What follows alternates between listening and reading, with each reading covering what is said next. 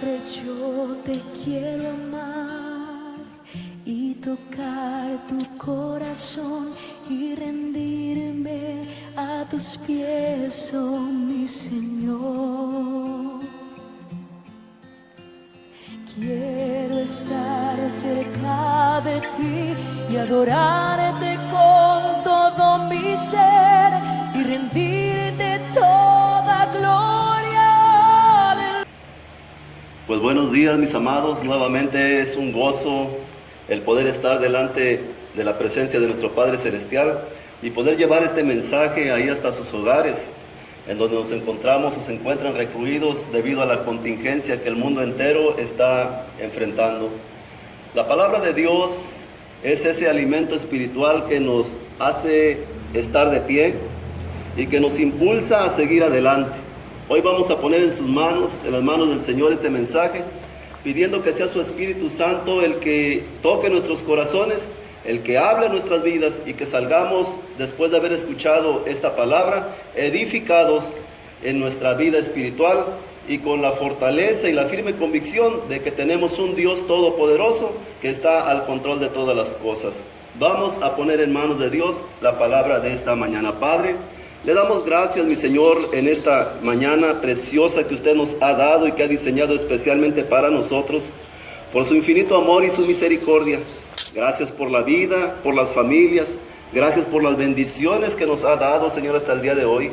Gracias también, Señor, por esas tribulaciones y esas pruebas que vienen a nuestras vidas, porque es a través de ellas que usted nos hace crecer, Señor, usted nos hace madurar. Hoy ponemos en sus manos, Padre, esta palabra que viene de usted, le pidiéndole, Señor, que sea su Espíritu Santo el que la trace correctamente y la ponga en nuestros corazones, para que podamos reflexionar en ella, Señor, y levantarnos en fe, levantarnos fortalecidos, sabiendo, Señor, que usted está con nosotros y que nos ha prometido nunca dejarnos y nunca desampararnos. Sea usted, Señor, tomando el control de estos tiempos, hablando a nuestras vidas y, Padre, exhortándonos a seguir adelante, haciendo usted su santa y perfecta voluntad para su gloria y para su honra. Amén, amén y amén. Pues, mis amados, hoy la palabra que el Señor me ha puesto en el corazón y que viene de Él se llama en la prueba. Generalmente no nos gusta pasar por pruebas, pero la Biblia es muy clara y hoy vamos a sentar las bases y entender por qué son indispensables las pruebas en nuestras vidas. Vayamos por favor al libro de Santiago en el capítulo 1, del versículo 1 al 11, y vamos a dar lectura a este texto bíblico y de ahí vamos a sentar el mensaje que el Señor tiene para su iglesia, para ti y para mí. Santiago capítulo 1, del versículo 1 al 11, y dice la bendita palabra: Santiago, siervo de Dios y del Señor Jesucristo, a las 12 tribus que están en la dispersión, salud. Hermanos míos, tened por sumo gozo cuando se hallen en diversas pruebas, sabiendo que la prueba de vuestra fe produce paciencia. Mas tenga la paciencia su obra completa, para que sean perfectos y cabales, sin que les falte cosa alguna. Y si alguno de ustedes tiene falta de sabiduría, pídasela a Dios, el cual da a todos abundantemente y sin reproche, y le será dada. Pero pida con fe, no dudando nada, porque el que duda es semejante a la onda del mar, que es arrastrada por el viento y echada de una parte a otra. No piense, pues, quien tal haga, que recibirá cosa alguna del Señor. El hombre de doble ánimo es inconstante en todos sus caminos. El hermano que es de humilde condición, gloríese en su exaltación, pero el que es rico en su humillación, porque él pasará como la flor de la hierba. Porque cuando sale el sol con calor abrasador, la hierba se seca, su flor se cae y perece su hermosa apariencia. Así también se marchitará el rico en todas sus empresas. Amén. Pues aquí estamos viendo esta epístola o carta, como le quieran llamar, que el apóstol Santiago dirige. ¿A quién la dirige, mis amados? A las 12 tribus que están en la dispersión. El escritor se presentó desde el inicio de este versículo 1 de una manera modesta. Él no es como los demás cartas, ¿verdad?, que escribieron los demás apóstoles, donde dicen Pablo, apóstol del Señor Jesucristo, Pedro, apóstol, ¿verdad? Él no, él únicamente no mencionó su posición que tenía en la iglesia, ni tampoco su ministerio. Pero el hecho de que Santiago fuera hermano del Señor Jesucristo, tampoco sugiere, ¿verdad?, que él se enalteciera. Antes bien, él era conocido y tenía la autoridad para dirigir este mensaje.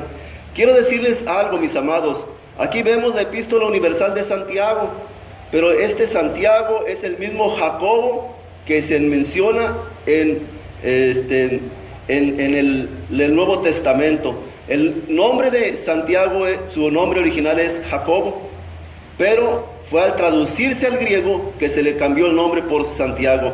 No se explica, no sabemos el porqué, las causas, pero el verdadero nombre es Jacobo, que hoy se conoce como Santiago en esta epístola. Vamos a verlo muy rápidamente, no quiero que haya una confusión. Mateo 13:55.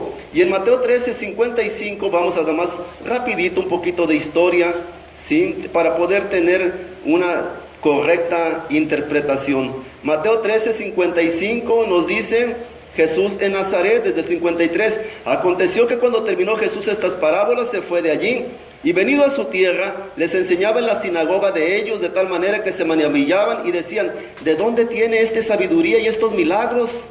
Y dice el 55, ¿no es este el hijo del carpintero? ¿No se llama su madre María y sus hermanos Jacobo, José, Simón y Judas? Ahí está el nombre de Jacobo, que hoy nosotros lo conocemos en esta traducción como Santiago. Vamos a otra cita bíblica para que veamos que era el hermano de Jesús. Marcos 6:3.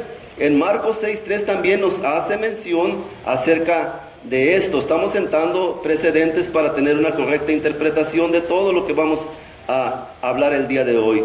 Marcos capítulo 6, versículo 3. Dice desde el 1, salió Jesús de allí, vino a su tierra y le seguían sus discípulos. Y llegado el día del reposo comenzó a enseñar en la sinagoga, y muchos oyéndolo se admiraban y decían: ¿de dónde tiene estas cosas? ¿Y qué sabiduría esta que le es dada? Y estos milagros que por sus manos son hechos. Y dice el 3, ¿no es este el carpintero, hijo de María? ¿Hermano de quién? De Jacobo. Ahí está nuevamente Jacobo, ¿verdad? Otra cita bíblica y que vamos a tocarla como última, Hechos 15:13. Bueno, otra más vamos a dar. Hechos 15:13. Y en el libro de los Hechos, en el capítulo 15, versículo 13, nuevamente menciona a esta anécdota. 15:13. Dice aquí el encabezado del concilio en Jerusalén, en el capítulo 15, Jerusalén. Jacobo o Santiago era pastor de la iglesia en Jerusalén. Dice el versículo 11, antes creemos que por la gracia del Señor Jesús seremos salvos de igual modo que ellos. Entonces toda la multitud cayó y oyeron a Bernabé y a Pablo, que contaban cuán grandes señales y maravillas había hecho Dios por medio de ellos entre los gentiles. Y cuando ellos callaron, Jacobo, o sea Santiago, respondió diciendo: varones hermanos, oídme. Nuevamente, aquí en la iglesia de Jerusalén, el encargado de la iglesia, el pastor de la iglesia era Jacobo, que hoy conocemos en esta epístola como Santiago. Gálatas 1:19, por último, nos hace mención ya más puntualmente de el parentesco que existía entre Santiago o Jacobo y el Señor Jesucristo. Gálatas 1:19. Vamos a leer desde el 15. Pero cuando agradó a Dios, que me apartó desde el vientre de mi madre y me llamó por su gracia, está hablando Pablo de su ministerio, revelar a su Hijo en mí, para que yo le predicase entre los gentiles, no consulté enseguida con carne y sangre, ni subí a Jerusalén a los que eran apóstoles antes que yo, sino que fui a Arabia y volví de nuevo a Damasco. Y dice el 18, después, pasado 3 años, subí a Jerusalén para ver a Pedro, y permanecí con él 15 días, pero no vi a ningún otro de los apóstoles, vean ahí, ningún otro de los apóstoles, sino a Jacobo, el hermano del Señor. Amén. Entonces, Jacobo, hoy conocido aquí en esta epístola, vuelvo a repetirles, no sabemos los motivos por qué al traducirse la Biblia, ¿verdad?, en este Nuevo Testamento se le puso el nombre Santiago. Lo cierto es que Santiago en griego significa o se traduce como Jacobo. Fíjese, o sea, que Jacobo, Santiago, perdón, traducido del griego, significa Jacobo. Bueno, pero el Señor tiene sus propósitos. Y hoy estamos viendo aquí algo muy interesante. Esta epístola de Santiago se dirige a las 12 tribus que están en la dispersión. Recordemos que la iglesia primitiva estaba siendo perseguida, estaba siendo, ¿verdad?, acosada, y todas las tribus se habían disgregado por muchas partes, por muchas regiones. Y esta epístola se le dirige, esta carta se le dirige a esas 12 tribus que estaban en la dispersión.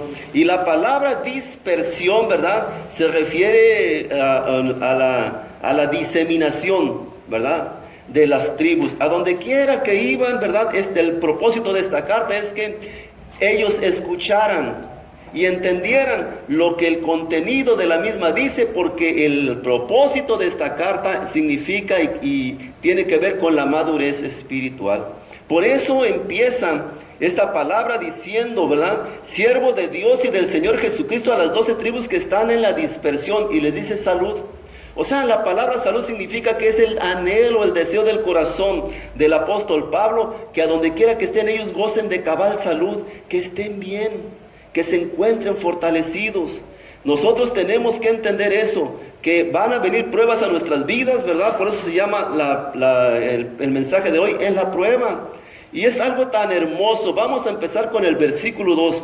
Dice, hermanos míos, tengan por sumo gozo cuando se hallen en diversas pruebas, sabiendo que la prueba de su fe produce paciencia. Es muy interesante y hermoso lo que nos dice la palabra. El apóstol Santiago estaba dirigiendo estas palabras a esas 12 tribus, diciéndoles que tuvieran por sumo gozo cuando se hallaran en diversas pruebas. La palabra prueba, sí, significa un argumento para que demuestra una cosa, es una prueba. Yo tengo una prueba de esto. Cuando alguien quiere dar a conocer algo, ¿verdad?, lo da con la seguridad y la certeza de que hay algo que sustenta lo que está diciendo. Es una prueba, es un testimonio, vamos a llamarlo así. Pero también la prueba significa un examen. Y Dios quiere que entendamos que como creyentes vamos a ser probados, vamos a ser examinados por Él. Por eso el apóstol Pablo, el apóstol Santiago, le dice a estas 12 tribus, a donde quiera que les llegue este mensaje y sea leído, que tengan ánimo, ¿sí?, porque tengan sumo gozo. O sea, que estén gozosos. Sumo gozo significa un gozo completo, no a medias. Que estén gozosos porque están atravesando pruebas, están siendo examinados por Dios. Es a través de las tribulaciones, a través de los problemas, a través de las circunstancias que como creyentes tenemos, que el Señor nos prueba. Él ahí es donde Él se da cuenta verdaderamente quiénes somos nosotros y qué relación tenemos con Él. Tú tienes que entenderlo, tú vas a ser probado. Si eres un hijo de Dios, vas a ser probado. Y la prueba viene en la fe, en tu fe. La Biblia dice, y la palabra de Dios nos dice, que la fe es creer en lo que no vemos, pero tener la convicción de lo que esperamos. No es por vista, es por fe. Estamos atravesando ahorita el mundo entero una prueba. Como cristianos, todos aquellos que me escuchan y me ven por este medio, deben de entender algo. Esto que está aconteciendo es una prueba de tu fe. Como creyente, ¿cómo reaccionas a esa prueba? Generalmente vemos un testimonio, un ejemplo en el desierto, el pueblo de Israel, cuántas pruebas tuvo y cómo reaccionaban las pruebas, quejándose, despoticando en contra de Dios. ¿Cómo es tu actitud en esta prueba? Lamentándote, criticando a un gobierno, tratando de culpar a otros. ¿Cuál es tu reacción? Miren, mis amados, hoy vamos a ver dos expectativas de lo que Dios nos dice que debe ser nuestro comportamiento en estas pruebas, y de lo que aquellos que no conocen a Dios, cómo es la actitud o la respuesta que ellos tienen en las pruebas o en las dificultades o en las tribulaciones. Para empezar, yo te quiero decir algo. Un creyente, un hijo de Dios, toma las circunstancias que parecen adversas en sus vidas como una prueba de parte de Dios. Una prueba. Tenemos que tener conocimiento de esto. Pero una persona que no conoce a Dios, que no tiene el temor de Dios, toma las circunstancias y las dificultades que vienen a la vida como un castigo, como una tribulación, como una condenación, ¿verdad? Como algo que adverso a su vida, y salen de las pruebas o de esas circunstancias peor que como entraron en ellas. Por eso el Señor nos dice, y hoy quiero que ustedes recapaciten, porque al final de cuentas van a ver a dónde nos dirige este mensaje. Decimos que somos la iglesia del Señor Jesucristo. ¿Cómo vivimos? ¿Cómo reaccionamos cuando vienen a nuestras vidas circunstancias que se nos escapan a nuestro control? Dios mío, ¿por qué me haces esto? Dios mío, ¿por qué me pasa esto? ¿Así es tu respuesta? O nos ponemos a orar muy religiosamente y decimos, Señor, líbrame de esto, Señor, cancelo aquello, Señor, quita de mi vida esto. O decimos, como deberíamos decir, como una persona madura, decir, Señor, no comprendo por qué está sucediendo esto, pero dame sabiduría para poder entender el motivo, la causa por la cual vino esto a mi vida, y que yo salga fortalecido de esto. Que salga fortalecido, porque el Señor quiere darte madurez, el Señor quiere darte carácter, y generalmente nosotros no queremos sufrir, no queremos ver que la gente sufra, Señor, y nos juntamos todos, líbralo, perdónalo, y empezamos, cuando el Señor dice, Señor, dale entendimiento, dale sabiduría, para que comprenda ahí donde está el propósito por el cual tú permites que eso venga a su vida, y él salga fortalecido. Porque de lo contrario, mis amados, no hay cambios en nuestras vidas. Seguimos siendo esos niños espirituales que ante cualquier cosa que venga a nuestras vidas y que no podamos solucionar, hagamos berrinches como el pueblo de Israel, ¿verdad? Y despotiquemos, inclusive hasta terminemos alejándonos de Dios. Porque simple y sencillamente Dios no cumple nuestras expectativas. Yo no sé para qué voy a la iglesia, a mí Dios no me escucha. Yo no sé tanto que le he pedido y Dios no hace nada. ¿No te has dado cuenta que a lo mejor el Señor está probando tu fe? Hoy vamos a ver todo eso, que es a la luz de la palabra muy interesante. Tienes que entender que para poder alcanzar la madurez cristiana y una conducta sana, es esencial tener un cimiento firme. Hoy mucha gente, muchos creyentes, no tienen ese desarrollo de madurez espiritual, no tienen esa conducta santa, o sea, no se conducen en santidad, porque no tienen un cimiento firme. Las iglesias nos hemos encargado de alentar las emociones de la iglesia, de la gente, y no de cimentarlos en el conocimiento de la palabra. Nos hemos copiado modelos y no volteamos a la Biblia para ver cuál es el propósito que Dios tiene a través de la misma, para que nuestra madurez espiritual vaya en aumento. Solapamos a la gente, las consecuentamos y no las ubicamos. No les hablamos la verdad. Hoy es 10 de mayo y les envío un saludo a todos los madrecitas miembros de la iglesia La Roca, ¿verdad? Que el Señor me las bendiga ahí donde están. Y yo les mandé un mensaje basado en los últimos 2 versículos del libro de los Proverbios. Y dice ahí que engañosa es la hermosura y la gracia, perdón, pero que la mujer, ¿verdad? Que teme al Señor será alabada.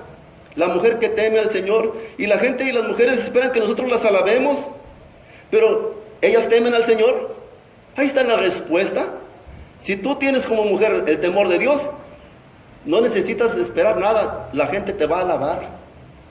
Gloria a Dios por su vida, hermano. Gloria a Dios por su vida, mamá. Pero no tienes el temor de Dios. Y dice que las obras de tus manos, los hechos y de tu testimonio van a hablar por sí mismos. Pero bueno, queremos flores, queremos un montón de cosas, ¿verdad? Alimentar el ego, la vanidad, y no nos conducimos como una mujercita de Dios debe de ser. Pero el Señor tiene el control de todo y no nos queda más que orar por ustedes, ¿verdad? Y bendecirlos, porque nuestra función es bendecir, no maldecir. Y continuamos. Entonces, no debemos de permitir, como cristianos no podemos darnos el lujo de permitir que nos aplasten, ¿verdad?, las circunstancias, ni nos desvíen de nuestra sincera fidelidad a Dios. Es en la prueba donde Dios prueba si verdaderamente eres fiel a Él.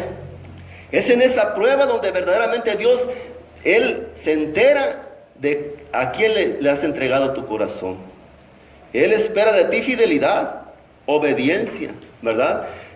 Que estés gozoso, Él lo ordena, ¿verdad? Que tengamos por sumo gozo Y nosotros nos la pasamos quejándonos. Les digo que esta palabra me habló primeramente a mí, porque acabamos de pasar aquí una sequía, en la cual en medio de la sequía escuchaba comentarios pesimistas, y nos dedicamos a la agricultura. De tal manera que yo me dejé influir, inclusive yo también decía, ya me encontré hablando como ellos, está difícil, no llueve, y quejándome. No, Señor, yo le decía, Señor, algo hicimos, algo nos están mostrando. Y mis amados, lo primero que te muestra el Señor en estas pruebas es que tú aprendas a valorar lo que te ha dado. Estás pasando por una enfermedad. En esa enfermedad tú tienes que valorar lo que es la salud. Y cuando salgas de esa prueba, de esa enfermedad, tú entiendas, me tengo que cuidar mi salud. Y lo más valioso, tengo que cuidar la salud de los que me rodean. No voy a esperar que se enferme ahora a la esposa o mis hijos. No, cuídate, no comas esto. Las madres de familia, que son las que hacen los alimentos, cuidar la alimentación de la familia. ¿Sí? ¿Por qué? Porque tenemos que salir de las pruebas fortalecidos. Si tu problema es el dinero y está atacándote la prueba, la economía, tú en esa escasez, en ese problema económico, tú tienes que salir fortalecido, valorando lo que tienes. Como dice el apóstol Pablo, teniendo sustento y abrigo, estemos contentos. Ser más prudentes en los gastos, valorar lo que compramos, ¿verdad? Ir atesorando un porvenir, porque los días son malos. Las circunstancias vienen y sin avisar el Señor permite que esto venga a nuestras vidas para probar, para saber de qué estamos hechos.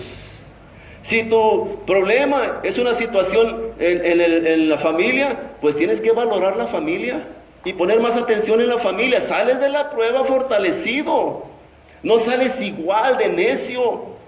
Hay gente que entra a la prueba y se la pasa quéjese y sale de la prueba, ¿verdad? Y peor que como estaba. No aprendió, es necio, es insensato, falto de entendimiento. Hoy vamos a ver a la luz de la palabra estas cuestiones. Con mucha frecuencia las pruebas producen quejas y reclamos.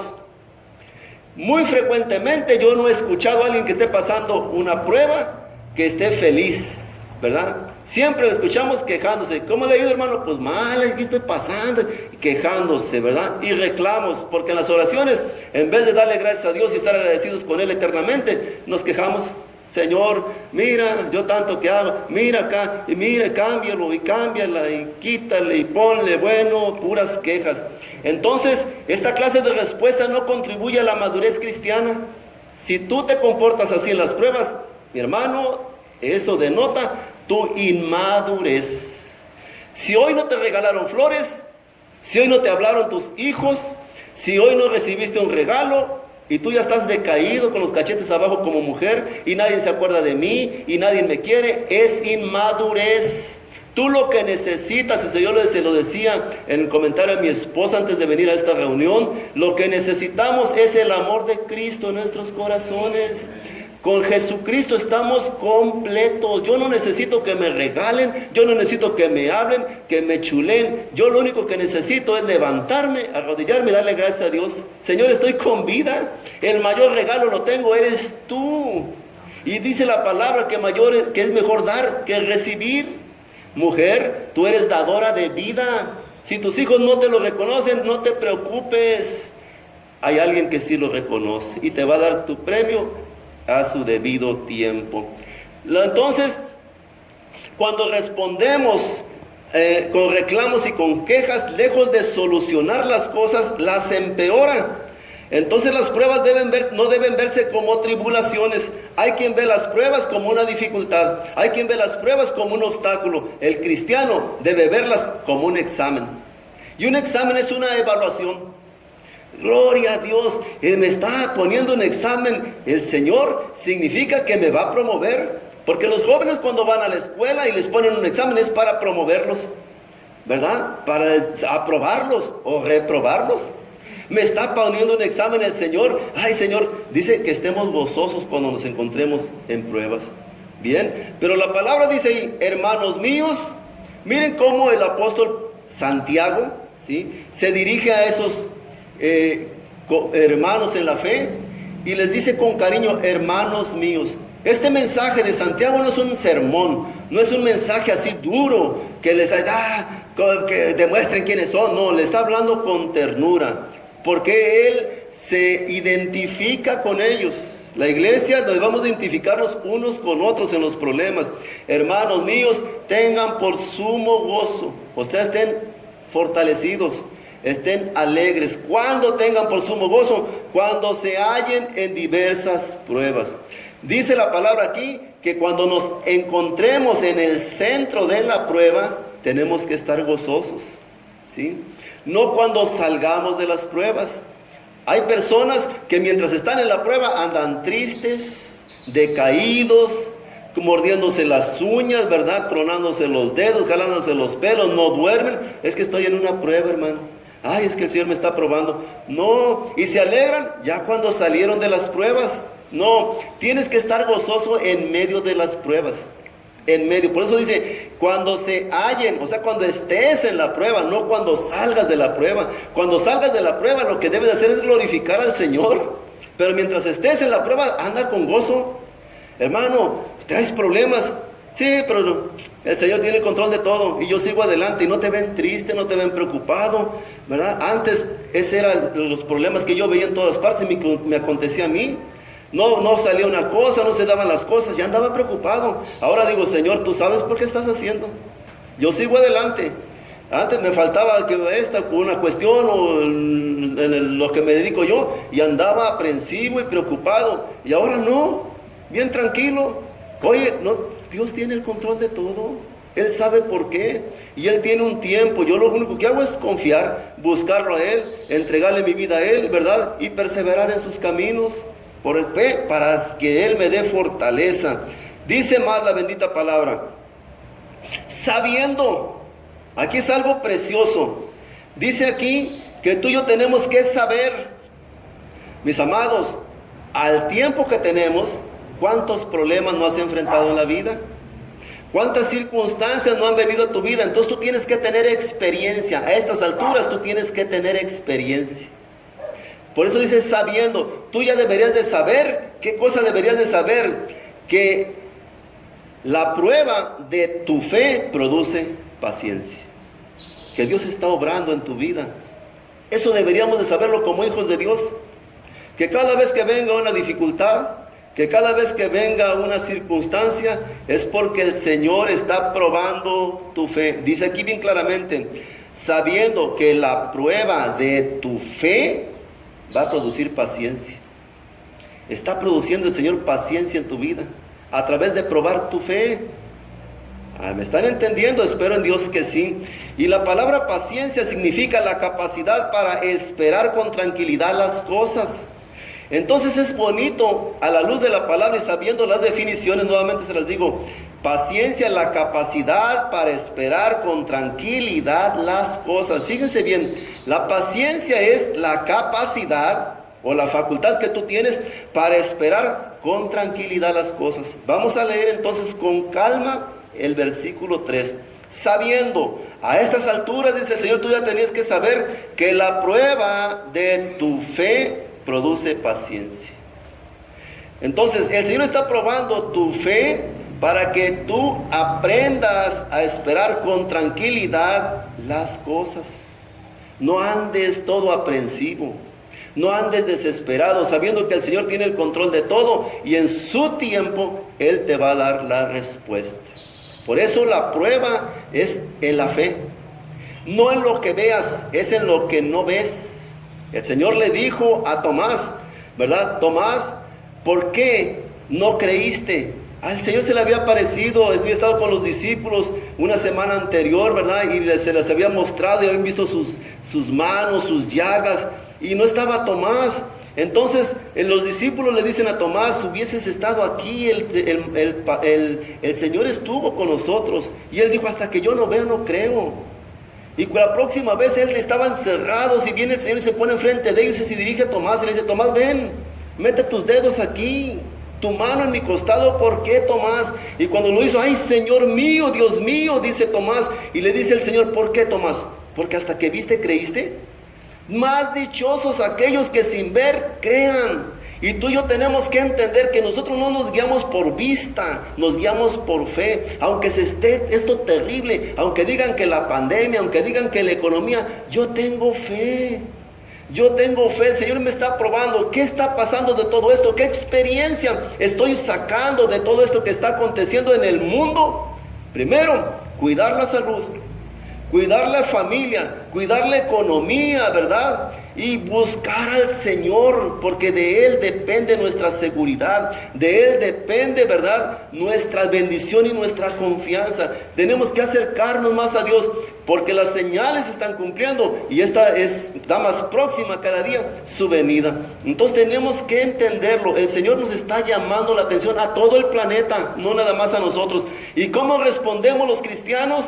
¿Cómo responde el mundo? Nosotros debemos responder diferente, porque se supone que nosotros conocemos la palabra, se supone que nosotros tenemos discernimiento, entendimiento de lo que la Biblia dice en estos tiempos finales, cómo van a ser.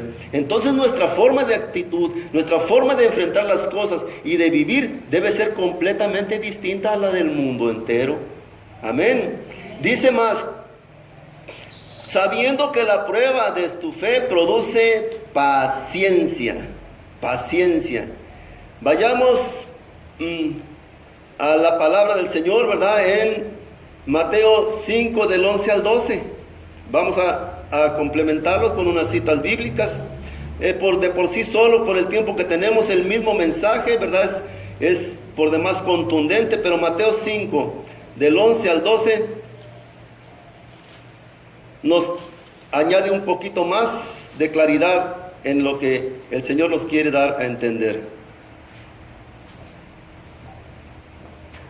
Amén. ¿Por qué tenemos que tener por sumo gozo? Miren lo que dice el 11. Bienaventurados son cuando por mi causa los vituperen, persiguen, digan toda clase de mal contra ustedes mintiendo. Dice: gócense, alégrense, porque su galardón es grande en los cielos, porque así persiguieron a los profetas que fueron antes de ustedes. Amén. Entonces, en la tribulación, en la persecución, el apóstol Santiago le estaba diciendo a los 12 tribus que se encontraban dispersas: tengan por sumo gozo. Como creyentes vamos a sufrir persecuciones, vamos a sufrir tribulaciones, ¿verdad? El mismo Señor Jesucristo nos dijo: en el mundo van a tener aflicciones, pero no se preocupen, yo he vencido al mundo. Entonces nuestra fe, nuestro cimiento espiritual está basado no en lo que las circunstancias dicen, no en lo que el mundo dice, sino en lo que la palabra de Dios nos dice. Este es el resultado de nuestra relación con el Señor, el gozo que nos da el saber que tenemos una esperanza viva, que hay alguien que nos ha prometido nunca dejarnos, nunca desampararnos. Y eso nos motiva, eso nos impulsa a seguir adelante a pesar de cualquier circunstancia. Por eso es importante que nosotros entendamos que nuestra relación con Dios debe estar fincada completamente en la fe. La fe que tengamos en aquel que nos ha prometido, ¿verdad? Dice más: mas tenga la paciencia. Vamos a Santiago 1, ahora versículo paciencia, ¿sí? Su obra completa, para que sean perfectos y cabales, sin que les falte cosa alguna. Dice aquí la palabra que la paciencia debe tener su obra completa para que seamos perfectos y cabales. Bueno, el apóstol Pablo lo que nos da a entender aquí es que ese proceso en el cual nos vemos inmiscuidos a través de las pruebas sea completo, sea completado por el Señor. Por eso tenga la paciencia, su obra completa, para que seamos perfectos. Aquí dice el Señor: para que seamos maduros. Una persona que se deja, ¿verdad?, moldear por el Señor. Una persona que entra a las pruebas desde la perspectiva adecuada, entiende. Le pide al Señor sabiduría, le pide al Señor discernimiento para saber qué hacer, cómo reaccionar, ¿verdad? Y cómo buscar o pedir ayuda en esos momentos de prueba. Por eso dice, tenga la paciencia. Esa es la espera que tú vas a tener para que el Señor obre en tu vida, para que el Señor complete su obra. En esa paciencia, dice, ¿verdad? En ese tiempo de espera, tú vas a salir maduro. El Señor te va a perfeccionar. El Señor te va a dar la madurez. Si recordamos la palabra del Señor, nos dice que Él viene por una iglesia madura. Él viene por una iglesia que tenga el carácter del Señor Jesucristo. Y el carácter del Señor Jesucristo es un carácter maduro. Alguien, ¿quién es un maduro? Alguien que ve las cosas con un propósito para su vida. No alguien que se queja, no alguien que lloriquea, no alguien que abandona, ¿verdad? Como vamos a ver más adelante, de doble ánimo, que mientras le van bien las cosas está contento, pero que cuando le van peor, que no están bien las cosas, anda desesperado, anda, ¿verdad? Todo aprensivo. Una persona madura es aquella que ve la perspectiva y con la sabiduría que Dios nos da, entendemos que todo es parte del proceso que el Señor está llevando a cabo en nuestras vidas para darnos carácter y que tengamos madurez espiritual, un buen cimiento, para que venga lo que venga, permanezcamos de pie, siempre firmes. Dice más, tenga la paciencia su obra completa. Tenemos que entender, el Señor a través de las pruebas, a través de estos exámenes, Él quiere completar su obra. La Biblia dice, mi Dios cumplirá sus propósitos en mí. Generalmente queremos que Dios cumpla nuestros propósitos, pero Dios tiene propósitos que tienen que cumplirse a través de nuestras vidas. Y nosotros acudimos a las iglesias con la esperanza de que el Señor nos ayude a cumplir nuestras metas, nuestros propósitos. Oye, ¿y los propósitos de Dios en dónde quedan? Es que se espere primero yo. Cuando dice la palabra, busca primeramente el reino de Dios y su justicia, y todo lo demás te va a ser añadido. Tenemos que poner por delante, en primer lugar, los propósitos de Dios. Señor, aquí estoy. Yo no te conocía, ahora te estoy empezando a conocer. Solamente te pido que me des sabiduría, Señor, para poder entender cuál es el propósito por el cual tú me trajiste a este lugar. ¿Cuál es el propósito por el cual tú me estás poniendo y atravesando por estas pruebas? El propósito de Dios en la vida del pueblo de Israel cuando lo sacó de Egipto era traerlo por el desierto para introducirlo a una tierra donde fluía leche y miel. Para que a través de eso él fuera testigo, ese pueblo fuera testigo a las demás naciones de la grandeza, de la misericordia, del amor, del poderío de ese Dios grande y excelso que tenían los israelitas. Pero se la llevaron quejándose, se la llevaron en todo tiempo, ¿verdad? Prueba que venía, ellos lo tomaban como una dificultad. Y que hacían, respondían de una manera inmadura. Nosotros cuando vengan las pruebas entendamos ahora que cuando viene algo en nuestras vidas, por muy difícil que sea, es una prueba. Dios probando tu fe, Dios probando tu fidelidad, Dios probando tu corazón. Y tienes que meterte a la prueba, ¿verdad? Pidiéndole al Señor que te dé sabiduría para salir fortalecido, para salir, ¿verdad? Más maduro. Porque el propósito de todo esto es que alcancemos la madurez espiritual. Si no, de tal manera, imagínate, cuando venga alguien a pedirte una consejería, ¿cómo le vas a responder? ¿Te vas a poner a llorar junto con ellos? ¿O te vas a poner a quejarte? No, hermano, me pasa esto. Uy, hermano, eso no es nada, a mí también. Y pues vamos a orar y vamos a juntarnos a llorar los dos. No, tienes que responder con una madurez que solamente la da el que ha pasado por diferentes pruebas. Por eso decía el apóstol, tengan por sumo gozo cuando se encuentren en diferentes pruebas. No nada más es una, va a haber muchas pruebas. Esto va a ser así consecutivamente. Sales de una y después viene otra y de otra. Son los tratos de Dios. Es la capacitación que Dios está dando a cada uno de sus hijos para que tengamos cada día más la cualidad que Él tiene, una madurez espiritual, un carácter para sobreponerse a las circunstancias. Dice, para que seamos perfectos, o sea, maduros y cabales. Aquí la palabra cabal significa en completa, que estemos en nuestros 5 sentidos. ¿sí? No es que, ¿han escuchado la frase? Es que no está en sus cabales, o sea que no está, ¿verdad?, en sus sentidos. Que nosotros tengamos esa madurez espiritual para entender, para discernir, para comprender, para saber guiarnos, para saber retroceder. Que tengamos ¿cómo les dijera? Esa alarma espiritual para saber detectar lo bueno y distinguir de lo malo. Que seamos cabales, dicen, sin que nos falte cosa alguna. O sea, que completemos el ciclo que el Señor quiere que nosotros tengamos. Amén. Pero dice algo muy interesante en el versículo 5. Y dicen, y si alguno de ustedes tiene falta de sabiduría, pídala a Dios, el cual da a todos abundantemente y sin reproche, y le será dada. Esta cita bíblica la hemos usado a veces un poquito erróneamente. Porque le decimos, pídale sabiduría al Señor. ¿Pero para qué le pido sabiduría? ¿Hay algún propósito por el cual tengo que pedirle sabiduría? Aquí nos dice que cuando estamos en las pruebas, cuando viene esa circunstancia que no esperamos y que no alcanzamos a entender por qué nos pasa, en vez de decir, Señor, ¿por qué a mí? ¿Por qué yo? ¿Qué me está pasando? En lugar de decirle eso, Señor, dame sabiduría para entender, para comprender. ¿Qué es lo que tú quieres hacer en mi vida? ¿Qué es lo que tú quieres mostrarme? ¿Qué es lo que tú quieres que yo entienda?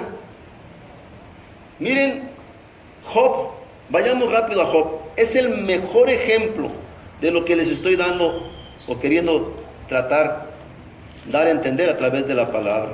El Señor quiere que comprendamos esto. Job capítulo 1. Desde el versículo 20, ustedes conocen la historia de Job, ¿verdad? Todas es una de las historias más conocidas. Miren cómo reaccionó Job a estas pruebas. Job no sabía que estaba siendo probado, pero nosotros nos damos cuenta porque tenemos ahora la luz de la palabra, el texto completo. Cómo el Señor, ¿verdad?, permitió que Satanás viniese y tocara a Job en todo lo que tenía, para probar, para que veas que no va a blasfemar en contra mía, decía, es un hombre íntegro. Dios prueba el corazón de nosotros. Y dice en el 20, después de que le aconteció todo esto a Job, todas esas desgracias, pudiéramos decirle, ¿verdad? Porque a los ojos de nosotros es una desgracia, es un problema enorme. Dice el 20, miren la reacción de Job. Entonces Job se levantó y rasgó su manto, rasuró su cabeza y se postró en tierra. ¿Y qué hizo? Lloró, se quejó, adoró. Y una persona que es madura, una persona que entiende y le da el enfoque adecuado a las circunstancias que vienen a su vida y que es cristiana, en vez de quejarse, en vez de andar buscando atajos, lo primero que tiene que hacer es arrodillarse y adorar al Señor. Miren la palabra que él dijo en el 21. Él entendía y dijo, desnudo salí del vientre de mi madre y desnudo volveré allá. Jehová dio y Jehová quitó. Sea el nombre de Jehová bendito. Bendijo al Señor. No lo maldijo, no se quejó, no le reclamó. Por eso el apóstol Santiago nos dice, tened por sumo gozo. Esa es una persona que tiene gozo. Claro que no es diferente. Y mucha gente interpreta el gozo con andar brincando, carcajeándose y bailándose. Estoy gozoso. No, el gozo es que aunque se te esté cayendo el mundo encima, tú estés tranquilo, sabiendo, ¿verdad?, que algo está haciendo el Señor a través de esa circunstancia. Job dice, porque miren lo que dice el 22, y en todo esto no pecó Job ni atribuyó a Dios despropósito alguno. Él no culpó a Dios. Él prefirió tratar con Dios que tratar con el diablo, porque el ataque era el diablo. El diablo era el que estaba atacando a Job, ¿sí? Pero aquí dice, ¿verdad?, que en todo no pecó, ni culpó a Dios de lo que estaba pasándole. Amén. Vamos ahora más ahí en el 2. Sigue el Job 2. Dice más en el 9. Miren otro ejemplo más. En el segundo ataque del enemigo, Y dice que después que lo atacó con esa enfermedad, ¿verdad? Esa sarna que le cayó a Job. Dice el 9, que la mujer le dijo, ¿verdad? Que renegara de Dios y que se muriera. Pero en el 9 ven la respuesta nuevamente de Job. Entonces le dijo a su mujer, ¿aún retienes tu integridad? Dice, su mujer le dice a Job, maldice a Dios y muérete. Y la respuesta de Job, vean qué tremenda respuesta. Él le dijo, como suele hablar cualquiera de las mujeres fatuas, has hablado. ¿Qué recibiremos de Dios? El bien y el mal no lo recibiremos. Y en todo esto no pecó Job con sus labios. ¿Qué nada más vas a darle gracias a Dios por lo cuando te está bendiciendo? Y cuando te está probando, no, esto no lo quiero. ¿Qué nada más queremos que nos llueva el dinero? Porque así nos han acostumbrado en las iglesias a asociar la bendición con dinero. Y cuando tienes problemas, ay no, ya no quiero nada, Dios no existe. ¿Cuál es la respuesta que tenemos? Dios nos prueba nuestros corazones. Volvamos a la cita inicial de primera Santiago 1. Dicen, si alguno de ustedes tiene falta de sabiduría, a lo mejor tú estás atravesando una prueba. Y la falta de sabiduría es que falta de entendimiento. Porque yo no entiendo qué me está pasando. Dice aquí, mira, no te quiebres la cabeza. Deja de quejarte y dice, pídele a Dios. Señor, hazme saber. Dame tantita sabiduría. Porque tengo mi mente sin estrenar. Tengo mi cerebrito sin estrenar, ¿verdad? Dame sabiduría para entender a dónde me quieres llevar. ¿Cuál es el propósito de esto que está sucediéndome a mi vida? ¿Qué debo de entender? Dame sabiduría, dice. Y si tú le pides esa sabiduría, dice, el Señor te va a dar abundantemente y sin reproche. La Biblia dice que me harás entender, ¿verdad? Tus caminos. Él nos hará entender. Él nos va a hacer entender el propósito por lo que ha venido a nuestras vidas, eso que estamos enfrentando, esa prueba, ese examen, esa circunstancia que nosotros no alcanzamos, no encaja en nuestras vidas. Si yo estaba bien, si yo hacía esto, si yo hacía aquello, y de momento, ¡zas! Pensamos que en nuestra vida como cristianos, ¿sí?, no nos debe pasar nada. Luego tenemos esa falsa expectativa, que como somos cristianos, no nos pueden tocar ni con el pétalo de una flor llamera, que ni el aire, y nos han metido en unas burbujas de color de rosa, donde decimos que todo lo merecemos, que tú no mereces nada, yo no merezco nada. Tenemos lo que justamente nos corresponde.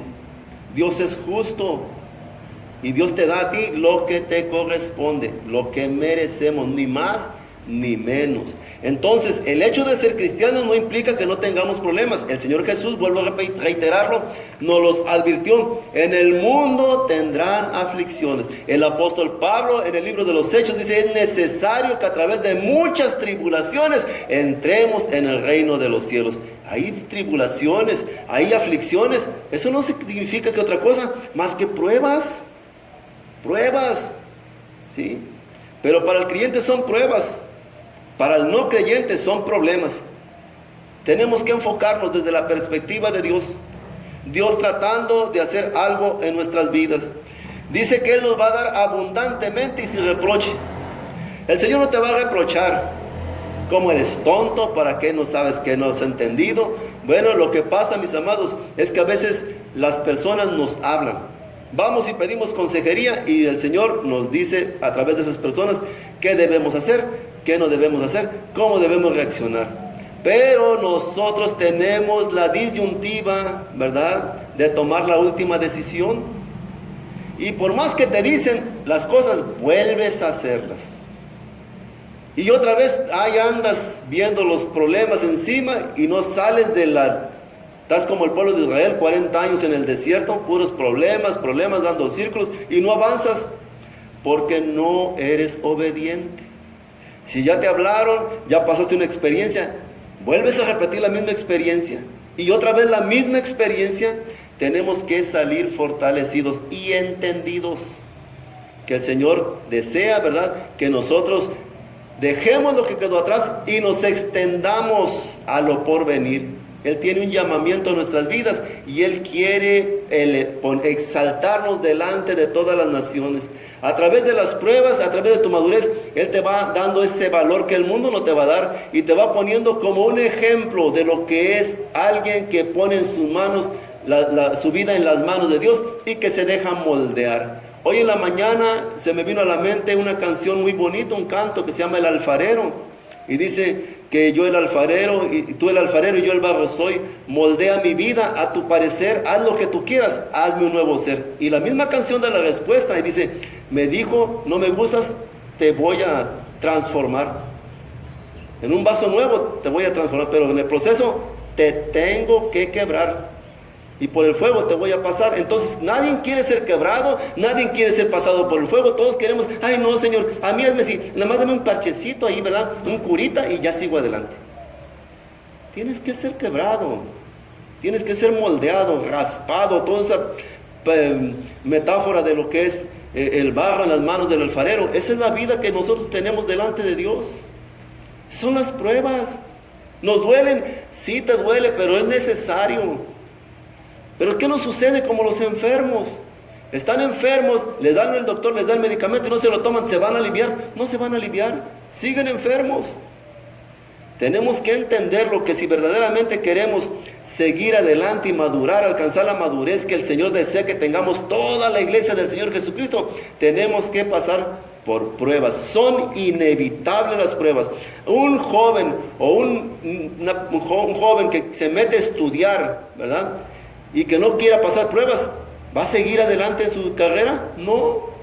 Va a pasar 20, 30 años, ya viejote con hijos, y todavía está en primer año de primaria, porque nunca quiso presentar pruebas. Entonces, ¿cuándo va a salir? Nunca. Va a estar estancado. Y Dios quiere que nosotros crezcamos. Ahora, ahí con tristeza me viene a la mente ahorita algo. La gente llega a las iglesias, y la gente quiere la salvación. Y la salvación es de gracia. La salvación, ¿verdad?, es por fe. Es un don inmerecido, un regalo. Pero la gente ya tiene la salvación y ahí se queda. ¿Es salvo? Sí, es salvo. Porque el Señor vio su corazón y el arrepentimiento fue genuino. Pero ¿por qué no cambia? ¿Por qué no es transformado? Simple y sencillamente porque en la prueba se quedaron. Y repite lo mismo. Y vuelves a empezar otra vez, y vuelves a caer, y sigues ahí dando vueltas, vueltas y vueltas, y no tienes esa vida en abundancia que el Señor Jesucristo te da. La salvación la vas a ocupar cuando estés en la presencia del Señor. Pero aquí en la tierra el Señor dice que tienes vida en abundancia. ¿Y cómo vas a disfrutar de esa vida en abundancia? Si no quieres pasar las pruebas, no quieres ser probado, no avanzas, estás estancado. Por eso, errores tras errores, no obedeces, no te dejas guiar, ¿verdad? No permites que el Señor haga la obra en ti. Te conformaste con la salvación. Y el Señor quiere que demos testimonio a aquellos que no le conocen de lo que es una vida en abundancia. Y no te estoy diciendo que una vida llena de lujos y riquezas como lo quieren hacer entender las cosas. No, la Biblia dice, teniendo sustento, abrigo, estemos contentos, una familia feliz, mirad cuán bueno y delicioso es habitar los hermanos juntos en armonía, porque es ahí donde el Señor envía bendición y vida eterna. Una familia unida, una familia gozosa, ¿verdad? Unos hijos de provecho para la sociedad, ¿verdad? Un buen matrimonio. Eso es la vida en abundancia. Pero no lo logramos porque no tenemos madurez, seguimos siendo niños espirituales, porque cuando viene la prueba, en vez de meternos desde la perspectiva de Dios a esa prueba, empezamos a quejarnos, como le hacía el pueblo de Israel en el desierto. Amén. Sigue hablándonos más. Dicen que si alguno tiene falta de sabiduría, la pida. Pero dice el versículo 6, pero hay una condición. Hay una condición para pedirle sabiduría al Señor. Y dice aquí, pero pida con fe. Con fe. Dice, no dudando nada. Porque el que duda es semejante a la onda del mar que es arrastrada por el viento y echada de una parte a otra. Entonces, ¿no entiendes lo que está sucediendo en tu vida? ¿No alcanzas a comprender por qué estás en esa prueba? ¿O en esa circunstancia difícil que ha venido a tu vida? Pídele sabiduría a Dios para entenderlo, pero pídeselo con fe. La Biblia dice que sin fe es imposible agradar a Dios. Entonces, con fe es que no necesito ver a Dios, pero sí sé que es necesario que Él me dé el entendimiento adecuado para saber qué hacer y cómo reaccionar en esto que me está aconteciendo. Pero si yo voy y le pido al Señor dudando, pues a ver si el Señor puede ayudarme, a ver si pues Él hace un milagro en mi vida, a ver si me muestra a mí, a ver si. No, tú tienes que acercarte a Él con plena certidumbre de fe, porque dice la palabra que es necesario que aquel que se acerca a Dios crea que le hay, que Él está ahí y que es galardonador con los que le buscan. Yo le pido sabiduría y confío y sé que le estoy pidiendo al Dios Todopoderoso. No necesito verlo. Entonces el Señor ve tu fe, tu confianza, tu credibilidad, y Él te va a dar sabiduría. Él te va a galardonar, Él te va a premiar con lo que estás pidiendo, que es sabiduría, y te va a abrir el entendimiento. Va a decir, ¡guau! Ahora ya sé por qué está aconteciendo esto. Ahora ya sé que esto es producto de mis malas decisiones. Ahora sé que tengo que componer aquello. Ahora sé que tengo que solucionar esto. Él te va a dar entendimiento, sabiduría, porque estás pidiéndolo con fe. Pero si estás dudando, pues a ver si puede hacer algo. No te va a dar absolutamente nada. Aquí lo dicen, porque tú, dices, eres semejante. La persona que se acerca en esa actitud es semejante. Semejante es parecido a la onda del mar que es arrastrada por el viento y echado de una parte a otra. O sea, a aquella que se deja mover más por las circunstancias que por la fe. Una ola del mar, ¿verdad? Cuando tú tienes una piedra, cae en el agua, así, aunque esté un río, un charco, y se va una onda haciendo más grande, rebota ya. Y rebotó, y ahí viene de regreso, porque esa es la ley de la física. Desplazas, pegas allá y te regresas. Andas para acá, para allá. Ahora, sí tengo mucha fe y creo, porque te está yendo bien, ¿crees? Y cuando están los problemas, ya no sé qué hacer. Ahora voy con el malecón, ahora voy con la del Tepeyac, ahora andas buscando. ¿Por qué? Eres inconstante, no tienes fe. Alguien que cimenta su fe, no, yo creo en Dios. Pero mira que créele tú, yo no necesito más que a mi Dios. Por eso el apóstol Pablo decía, todo lo puedo en Cristo que me fortalece. Era su cimiento. Todo es todo.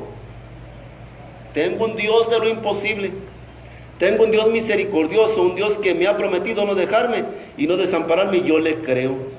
Pero dice el 7, no piense que pues quien tal haga que recibirá cosa alguna del Señor. Si tú no te acercas con fe, creyendo en el Señor, mira, no esperes recibir nada.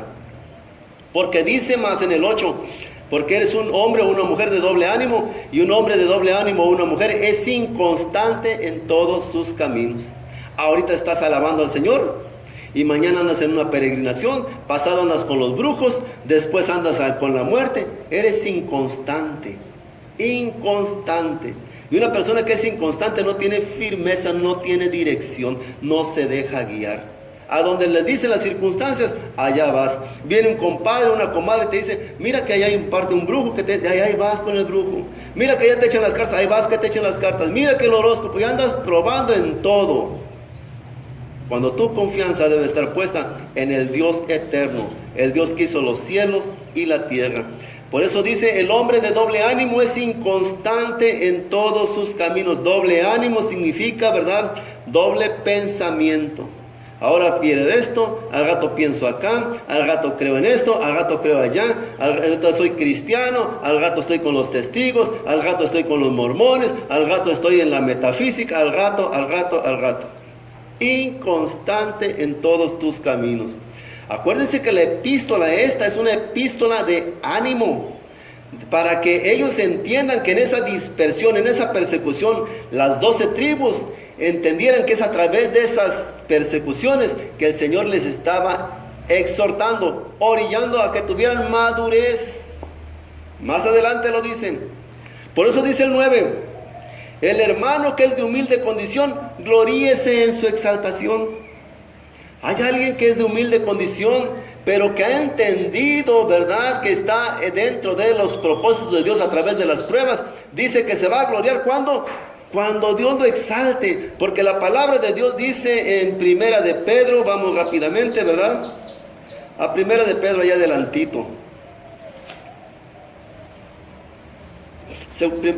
Primera de Pedro, capítulo 5, versículo 6. Humíllense pues bajo la poderosa mano de Dios para que Él los exalte cuando fuere tiempo. Entonces, al que se humilla, Dios lo exalta. La pregunta es, cuando viene la prueba a tu vida, ¿cuál es tu condición? ¿Cuál es tu actitud con el Señor? Una condición de humildad. Una condición humilde significa, Señor, si no es con tu ayuda, yo no salgo de esto. Señor, necesito tu ayuda para poder seguir adelante. Señor, yo no puedo, pero tú sí puedes. ¿Cuál es tu condición? ¿O es una actitud soberbia?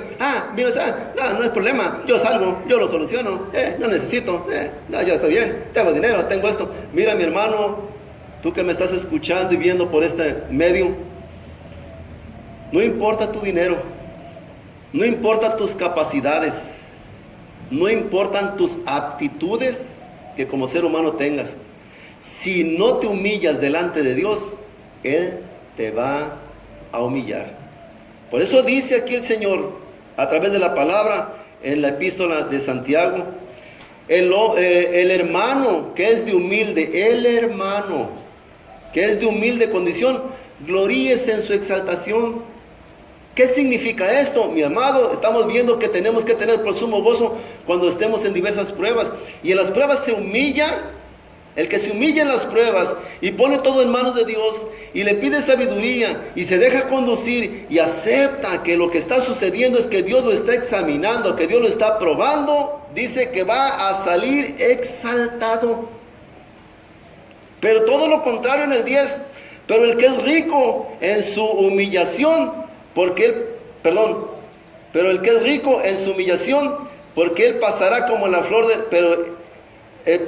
de la hierba, porque cuando sale el sol con calor abrasador, la hierba se seca, su flor se cae, perece su hermosa apariencia, así también se marchitará el rico en todas sus empresas. Aquellos que basan en sus capacidades, ¿verdad? Y son soberbios, orgullosos y altaneros, pensando que ellos tienen la capacidad para salir adelante en las pruebas.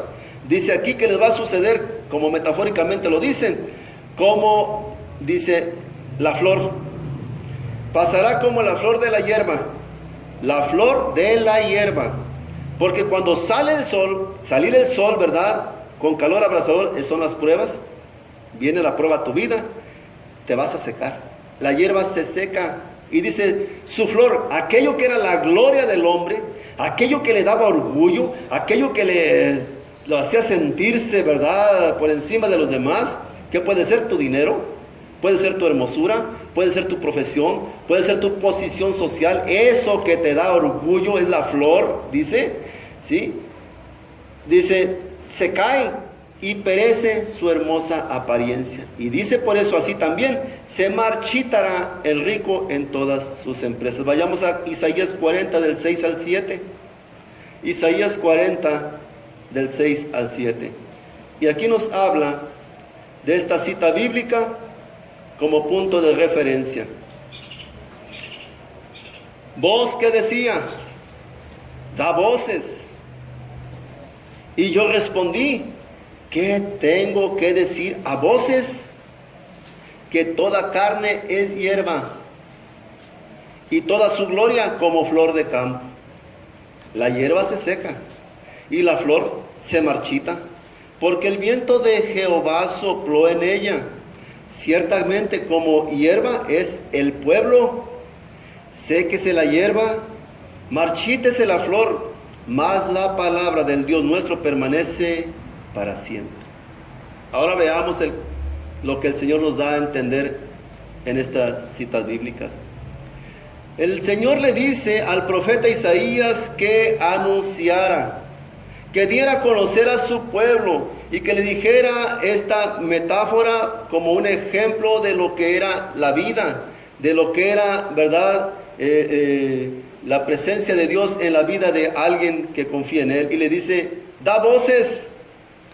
Y Isaías le pregunta al Señor, y yo respondí, ¿qué tengo que decir a voces? Y el Señor les dice que toda carne es hierba y toda gloria como flor del campo. Todos nosotros somos como hierba.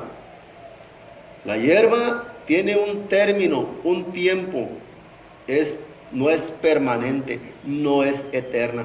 Todos estamos de paso en esta tierra. Y dice, y toda gloria como flor del campo. ¿Tu gloria? ¿Cuál es tu gloria? ¿Tu hermosura? ¿Tu juventud? ¿Verdad? ¿Tus logros? ¿Cuál es tu gloria? Pues dice el Señor que tu gloria como flor del campo es. Y acabamos de ver en la cita bíblica anterior que la flor se marchita y se cae.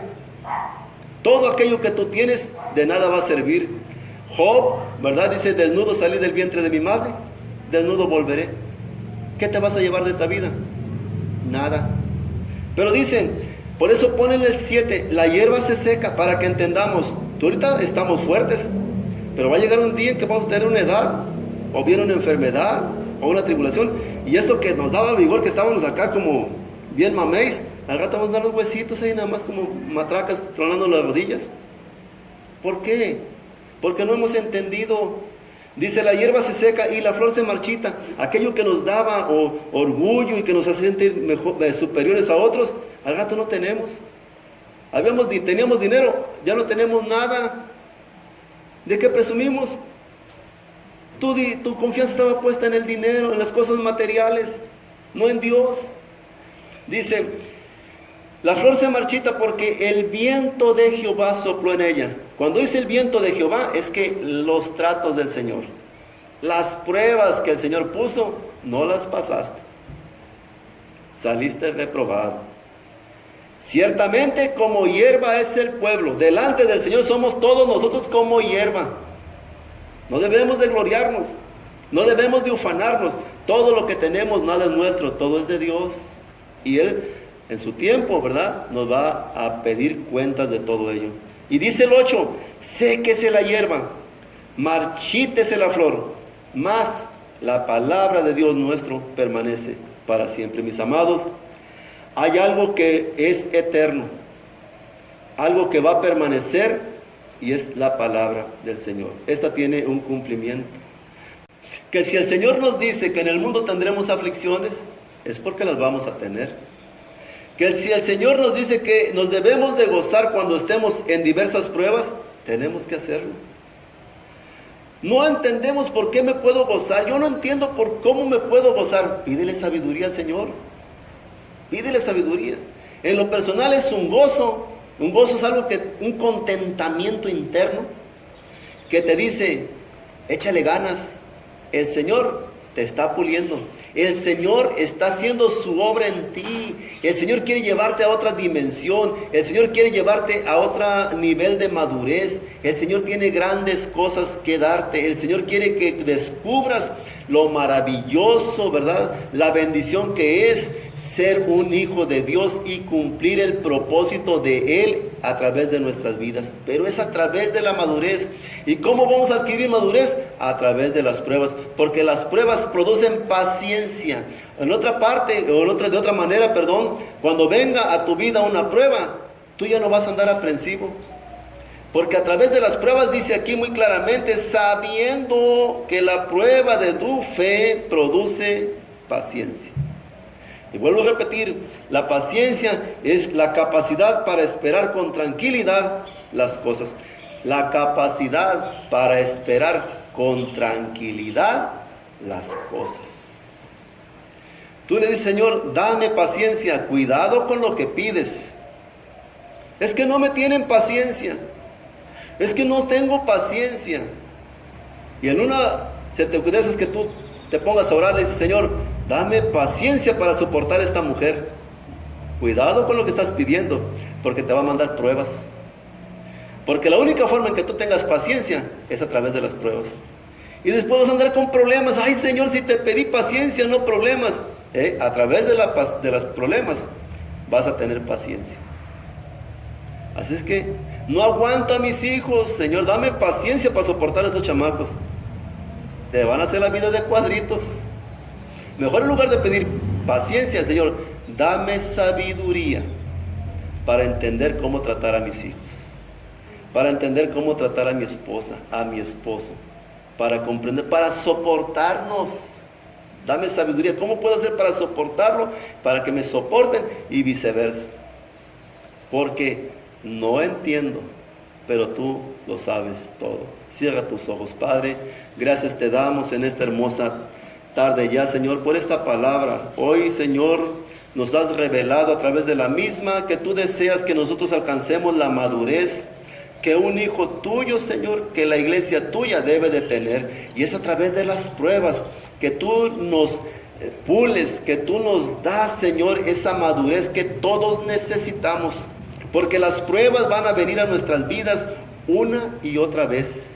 Y nosotros tenemos que salir fortalecidos como hijos tuyos de cada prueba, sabiendo que esas pruebas están dándonos el carácter para crear en nuestras vidas la paciencia necesaria, que es la capacidad de esperar con tranquilidad lo que tú nos vas a dar.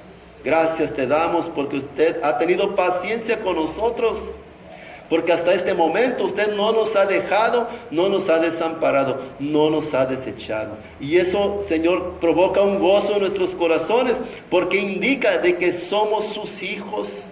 Porque hasta el día de hoy usted no nos desecha, usted nos trata, nos lleva a través de su palabra, Señor, para que comprendamos y entendamos que no solo de pan vivirá el hombre, sino de toda palabra que sale de su boca.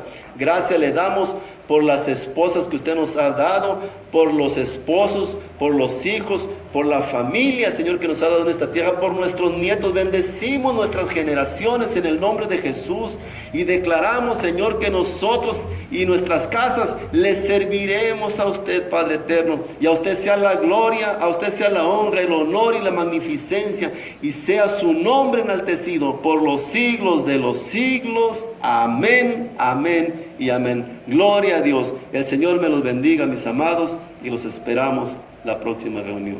Dios te bendice.